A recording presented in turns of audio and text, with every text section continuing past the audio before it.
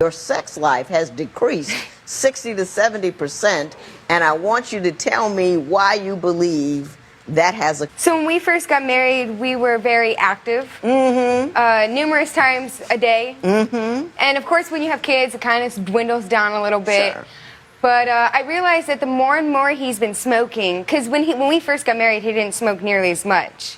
But the more and more he's been smoking, the less and less sex we've been having. And he just passes out. And then when I try to go up and, you know... Get something started. Exactly. He'll take his end, and then he'll go right to sleep.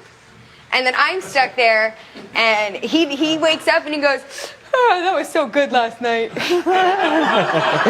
Mr. Russell, are you a selfish lover and someone who only satisfies himself and not worried about the wife? Once you get the game-winning touchdown, I mean, you don't want to go out for another play. I so don't want to have this conversation. I was like, oh my God, let's talk about the cell phone.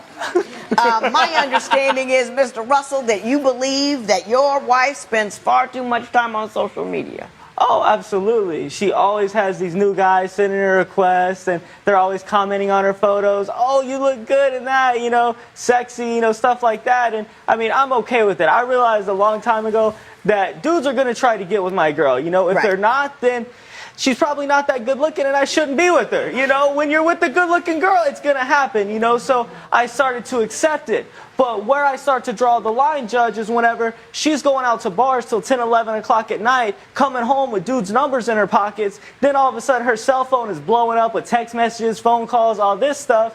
And I'm like, hey, you know, who's calling you? Who's hitting you up right now? You know, it's 2 a.m. You know, what's the deal? We're married, you know? Oh, it's nobody. Oh, it's a wrong number. You know, then all of a sudden, oh, I have to go smoke a cigarette. So she goes outside with her little cell phone and her cigarette, because I don't smoke cigarettes. You know, I smoke to get high. I don't smoke to die. So she goes outside with her little cell phone and her little cigarette. And she's out there and she texting crazy, you know, she texting, she talking, like, hey, you know, who you texting? It's 2 in the morning, you know, what's up? Oh, it was a wrong number, it's nobody. Oh, I'm playing a game. You girl, you waking up and playing a game on your phone at 2 a.m.? I mean, come on, do I have stupid on my phone? Ms. Russell, Ms. Russell, are you going out at night, getting other guys' phone numbers, spending time on the phone, texting people back and forth? Well, with all due respect, of course, when you go out and you're drinking, there's always those 1-2 people that are trying to give you a phone number, trying to get in your pants, and I have not accepted, not one time. When they give me the phone number, occasionally I've said, oh yeah, I'll go put this on the bathroom wall for you. You know, but other times, if I'm real saucy, I won't say anything, I'll put it in my pocket, and then I'll forget go about home. it. Right, exactly, and that's that. And there is no way that any of that is true because we share a phone. You only have one phone? We only have one phone. This man broke his phone and then claimed my phone. And so now we share a phone, and if I ever want to use the phone, I have to ask him permission. So that's, you know, it's nowhere true. That is true. There's always people blowing up the phone. Like, I don't know. I'm like, oh, how'd you get this number? Oh, don't worry about it. Remember that guy that called the other day and I was like, hey, who is it? Mr. Russell, talk to me. Some guy called the other day and said what? Some guy called the other day and was like, hey, sexy, and I was like, hey, how you doing? I mean, I was like, yo, what's up? What's your name, you know? And, is this Sarah? No, this isn't Sarah, you know? What's up, though? Who are you, cutie, you know? Just trying to get some sort of information, you know? And he was, oh, don't worry about it. Click, and just, like, hung up. Then I call back, and it's like, no answer. I text, you know, no response. It's like, you know, what's up? Who's calling you sexy? You know, we're supposed to be married, you know? I mean, I got you.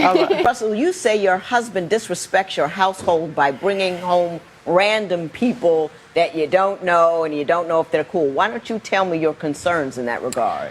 Well, we'll be at the store, and he'll smell a skunk, as he'll say it, and he'll be like, puff, puff, pass. And then I'll ask him to come on over, and then all of a sudden we have 2-3 random people at our house smoking. Hold up. He'll smell a skunk. What does that mean? He'll smell marijuana on somebody. Oh. Yeah, he has the nose, and he'll hunker his head down and go like a dog. And that's how I know that he smelt something. It's like they're bears or something, you know? So whenever he meets someone who he believes smells of marijuana, he brings them home to smoke with him. Yeah, or people in we live in an apartment complex, and I can't tell you how many people have been like, So I smell this aroma from your place, and I was kind of wondering if maybe you had something.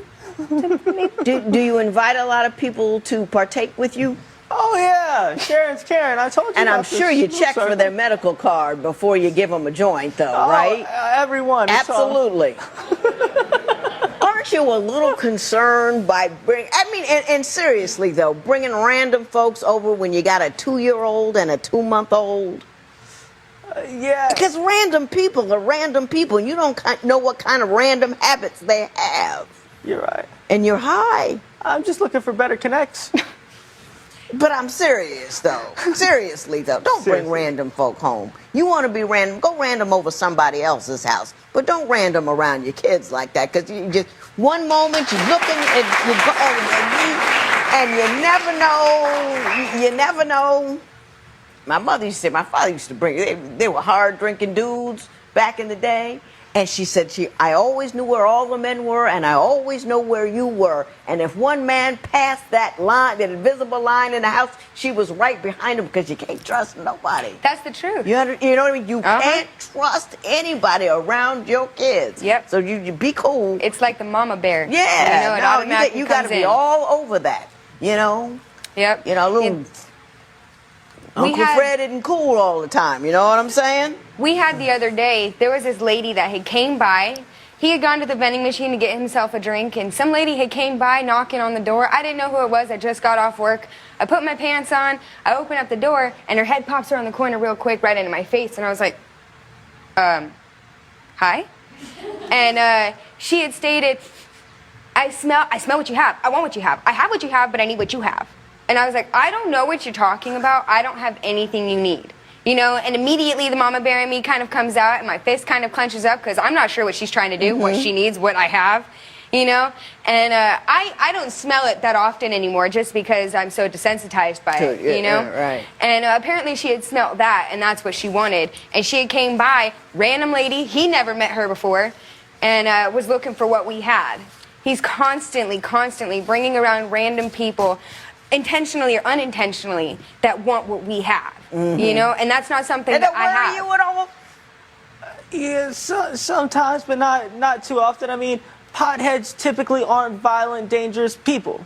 You know, so if someone wants a little pot, I don't get nervous. My red flag doesn't go up. They're not an immediate danger or threat, because, I mean, you know, we're peaceful you're people. just sitting there. Right, we're just Yeah, because they take naps. Gotcha. Couch lock. Gotcha. Couch lock. Him and a sugar daddy all lived in one house? Yes. Can't make this stuff up. Mrs. Russell, I've enjoyed you. You've amused me. I'm glad you came. I know you guys aren't going to separate, so I'm not going to pretend like you are. I will say this to you. Please heed my cautions about the random people in the house. That's the only thing that really kind of concerns me a little bit, is you got the random folks in the house, you got the little kiddies. Never a cool thing to do. But what I would do if I were you, you guys need to stay together, love one another, put down the intoxicants every once in a while, just, you know, so you can be clear-headed and it's a fun thing just to be sober and with it and be able to think and not have to intake something into your body in order to have a wonderful day. And please, whatever you do, keep him off the streets. This matter is adjourned.